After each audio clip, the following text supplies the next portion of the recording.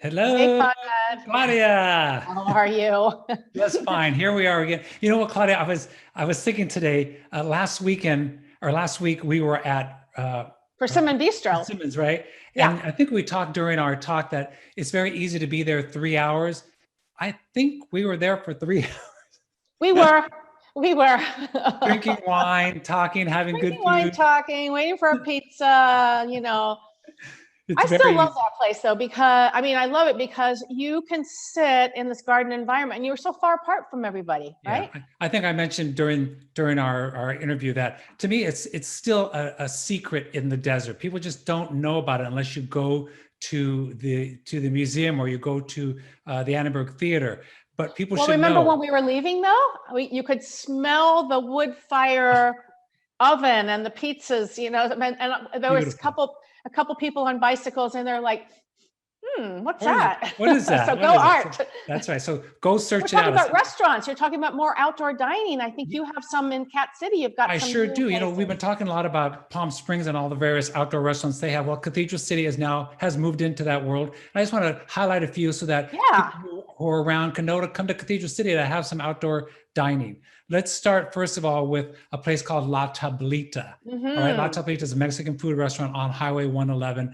Alan and I have been there before. They just built this outdoor area. I think you can see it here. Very convenient, right outside their door. It's a nice little spot. It's actually in their parking lot, but it's a beautiful little space to be at. And the sun just misses it just enough where you can be there for a long time, which is That's great. Yeah. it's a great I thing. think doing it in the parking lot, making it really pretty, makes a huge difference. It can work. Oh, go ahead with your other one because I have something to add to that too. Sure. So this next one here is called Yanni's. This is a Greek food restaurant almost Oh, across I've the never been to street that from La one. Tablita. And look at this. I want you to see their outdoor back patio. Look how beautiful that is, right? Oh, Very, that's very really nice. relaxing.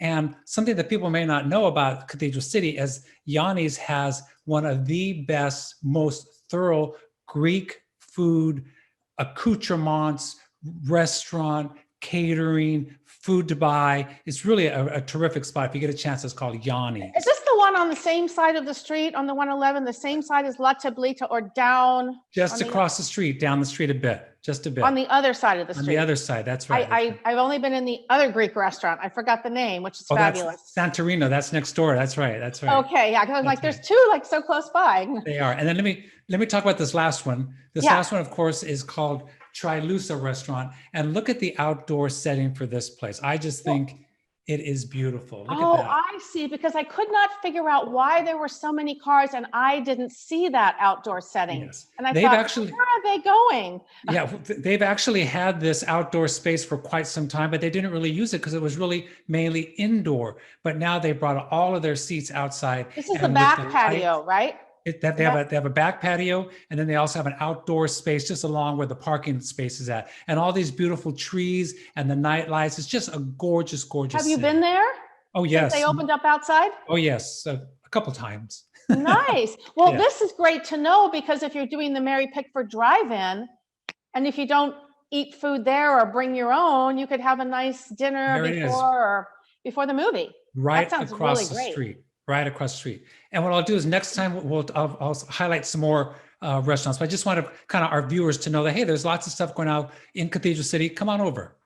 Okay, great. And in Palm Springs, last 2 weeks ago, Boucher, our friends Dennis and Thomas Of course, Dennis and Tommy at Boucher opened a little, we call it the wine corral in their parking lot with a nice little fence, wine barrels. We did a Friday night tasting. It was great. We had plenty of room and they have sheer curtains in each corner, but then string lights. oh It was wow, such a romantic, it was a great setting for some excellent wine. So check Boucher, Boucher. Bouschet, weekly. Normally they have tastings on Saturday afternoon from 4 to 6, but this one was a Friday night, which I particularly thought was great. And of course, they have all kinds of wine, and they have a terrific little restaurant in there, which makes some Yeah, great sandwiches and salads. So that's not to deli be and salad. missed. But now what they're starting, and I'm not sure if it started yet, they have a new chef partner they've collaborated with that's going to be doing, or maybe it started already, check, barbecue outside. I saw that. So, I saw an ad yeah. on that. Yeah, that's So going to it's be going to be like terrific. full on food, and you can sit out. And I think it's great, especially now when we really shouldn't be out and about too much, right? Right. Right, Conrad? Well, if you, most definitely, and if you, I don't know if you've probably heard, but LA County has stopped their outdoor patio restaurant opportunities, right? Yeah. So we're very fortunate here in the desert that we still have that ability to have meals outside at these restaurants. So, fingers crossed that we all follow all of the policies and rules about staying home and getting Yeah. tested so that we don't close down our restaurants, right? And so the restaurants don't also get too crowded, because I know they have rules, and I think Palm Springs is pretty strict about the Yes, spacing.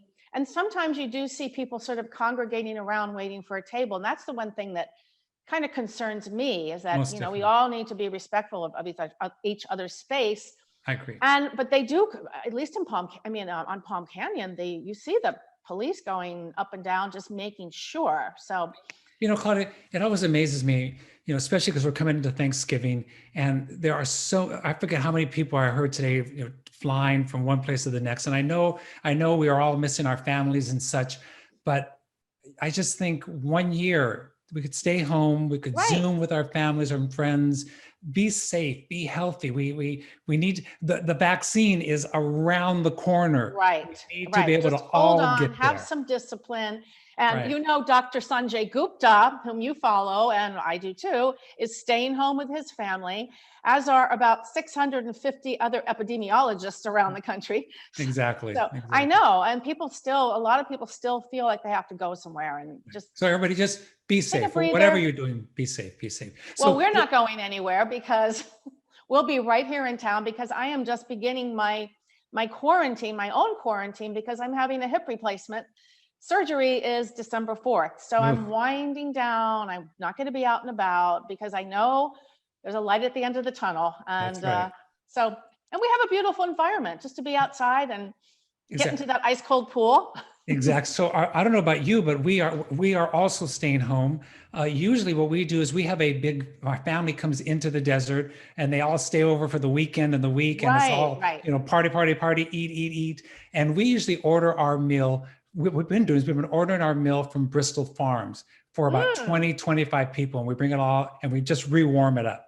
Last year, we decided to have it catered from Lulu's, and they brought the food in and served it for us. And it was just beautiful and delicious, and a very, very easy way to do it. But this year, Robert and I are going to be by ourselves. So what I'm doing is I've decided I was going to make 3 different pies. That's like 3. Oh my gosh, that's an endeavor. But you're not eating things like that now.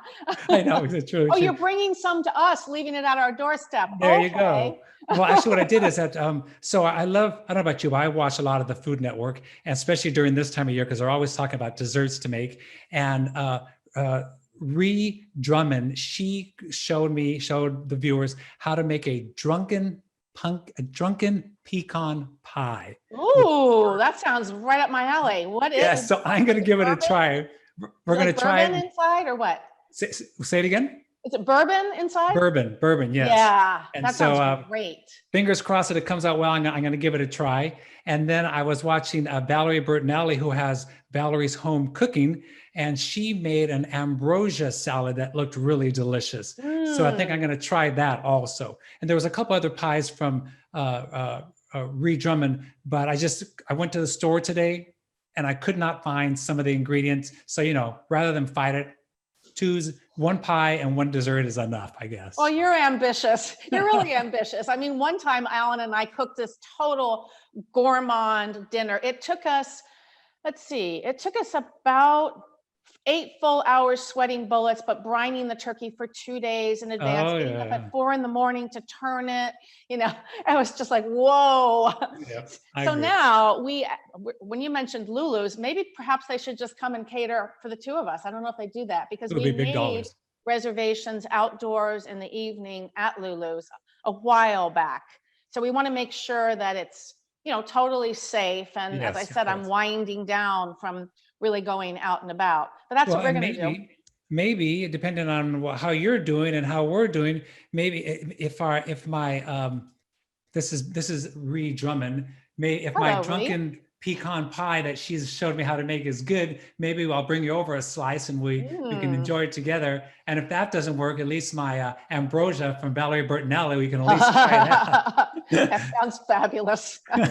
So we'll be experimenting together. Oh, Maybe. I have one question. You're not making your own crust and pinching it and start, are you? From scratch? Of course not. You're making the crust? No. Because I'm here to tell you, if you made the crust and it wasn't as good as what my mom used to make, that was her thing. Oh, is that right? Yes, most amazing. I didn't get that gene from her. I didn't get that trait. I am a big graham cracker crust fan, and I know how to make that I know how to make that on my own. It's very easy. But what I'm going to do a little bit different with this drunken pecan pie is I'm going to put it in a graham cracker pie crust. It's not supposed to go in that, but you know what? We're in a pandemic. We can do whatever we want to do. Yeah. You can also scoop the inside out and eat the graham cracker later with s'mores over the fire. You know exactly what I'm going to do. Oh, well, Claudia. Well, we'll enjoy ourselves. And I so wish, because we're in beautiful Indian canyons, that I could take a hike and just give thanks to the Kauai Indians here that, we kind of trampled in here and took over the place. We trampled into this country and took everything over. But, we've made peace now, at least in the Valley, right? That's right. That's right. And we're glad to be here. I wish you and Ellen a happy Thanksgiving. And of course, same to all of our viewers. And, we will be back. And you too, Conrad, and to everyone out there. Enjoy. Enjoy, everybody.